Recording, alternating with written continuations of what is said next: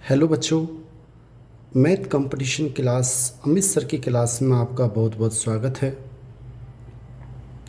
आज का हमारा टॉपिक है साधारण ब्याज व चक्रवृद्धि ब्याज। साधारण ब्याज जिसे सिंपल इंटरेस्ट सरल ब्याज भी कहते हैं, इसे ज्ञात करने का सूत्र मूलधन इंटू समय इंटू दर बटा 100 होता है। शॉर्ट में इसे SI सिंपल इंटरेस्ट कहते हैं। तो इसका सूत्र SI सिंपल इंटरेस्ट साधारण ब्याज बराबर मूलधन को अपन प्रिंसिपल बोलते हैं P into time into rate बटा 100। मिश्र धन हम निकालें, इसे अमाउंट बोलते हैं। A बराबर मूलधन प्लस ब्याज P प्लस SI, यानी कि कुल राशि। हमने किसी व्यक्ति को 200 रुपये दिए, ब्याज समेत उसने 50 रुपये दिए, तो ब्याज समेत वो टोटल राशि हो गई 250 रुपये। वह मिश्र धन कहलाता है। मूलधन प्लस ब्याज मिश्र धन होता है। नेक्स्ट देखिए चक्रवृद्धि ब्याज, इसे CI कंपाउंड इंटरेस्ट कहते हैं। चक्रवृद्धि ब्याज निकालने से पहले हमें क्वेश्चन में देखना होगा जो ब्याज की दर है वो वार्षिक है या अर्धवार्षिक है या तिमाही है, एनुअली है, हाफ ईयरली है, क्वार्टरली है। उस हिसाब से हमें सूत्र लगाना होगा। तीनों के सूत्र मैंने लिख दिए हैं। मिश्र धन मीन्स कुल राशि, इसका सूत्र है मूलधन इंटू 1 प्लस दर बटा 100 की घात n, यानी कि P into 1 plus R upon 100 की घात n। अगर हमें CI ब्याज निकालना है चक्रवृद्धि ब्याज, तो उसके लिए आप ये सूत्र काम में ले लें, या फिर जो अपनी A राशि आती है उसमें से मूलधन P को घटा दें तो भी ब्याज आ जाएगा। अगर ब्याज की राशि अर्धवार्षिक हो, हाफ ईयरली हो, तो आप यहाँ पे 100 के स्थान पे 200 लिखेंगे और n के स्थान पे समय दुगना 2n लिखेंगे। n ध्यान रखें वर्ष में होगा, महीने दे तो आप उसे वर्ष में बदलेंगे। नेक्स्ट देखें,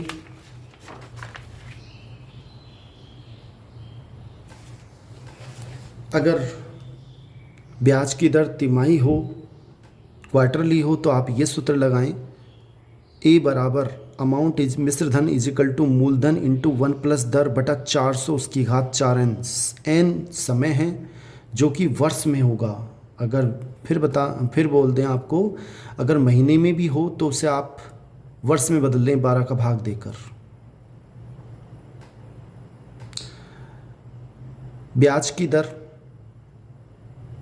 वार्षिक हो, तीसरा पॉइंट, और ब्याज की दर पहले वर्ष व दूसरे वर्ष के लिए P और Q % हो, तो 2 वर्ष बाद मिश्र धन बराबर क्या होगा, मूलधन इंटू आप ये सूत्र लगाएं 1 प्लस P बटा 100 इंटू 1 प्लस Q बटा 100। पहले वर्ष के लिए P%, दूसरे वर्ष के लिए Q%।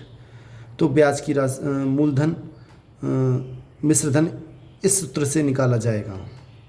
और यदि समय भिन्न में हो, जैसे इसमें एग्जाम्पल के 2 सही 4 बटा 5, तो मिश्र धन बराबर मूलधन इंटू 1 प्लस दर बटा 100 की घात, पहले अपन पूर्ण संख्या लेंगे, फिर 1 प्लस भिन्न संख्या 4 बटा 5 इंटू R बटा 100। इस सूत्र से हम उसे हल करेंगे।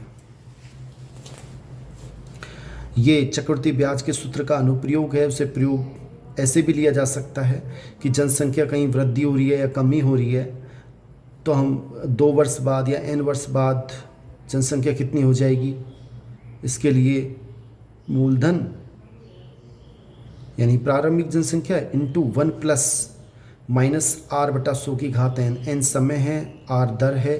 प्लस माइनस का मतलब ये, अगर वृद्धि हो रही है तो आप प्लस चिन्ह से हल करें, और कमी हो रही है तो माइनस चिन्ह से प्रश्न को हल करना है। बच्चों, इसमें कुछ अच्छे सवाल हैं, आप उनको भी देख लें जो CT एग्ज़ाम में आए हुए हैं। देखें आप, जैसे क्वेश्चन है, बहुत शानदार क्वेश्चन है। सीटी एग्ज़ाम 10+2 2023 में आया हुआ है। एक धनराशि चक्रवृद्धि ब्याज से 15 वर्ष में दुगनी हो जाती है तो कितने वर्ष में ये 8 गुनी हो जाएगी। इसे ट्रिक्स से करें, सेकंड राउंड में हल हो जाएगी क्वेश्चन। आप एक बार ट्रिक्स सीख लें। आपको क्या करना है, या तो इस ट्रिक्स को समझ लें या आप इसको इससे अप्लाई करने का यहाँ देखें। 15 वर्ष में दुगनी हो जाती है तो कितने वर्ष में ये 8 गुनी हो जाएगी।